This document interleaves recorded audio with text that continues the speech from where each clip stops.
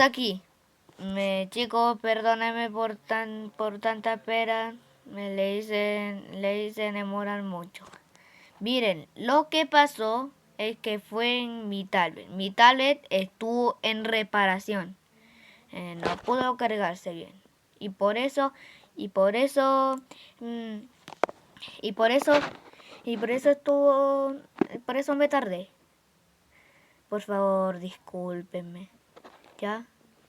Solo será todo el día haré video, ¿ya? Mándenme comentarios o disculpas para... mm, mándenme comentarios si quieren más videos sobre videojuegos. Mándenme comentarios. Adiós.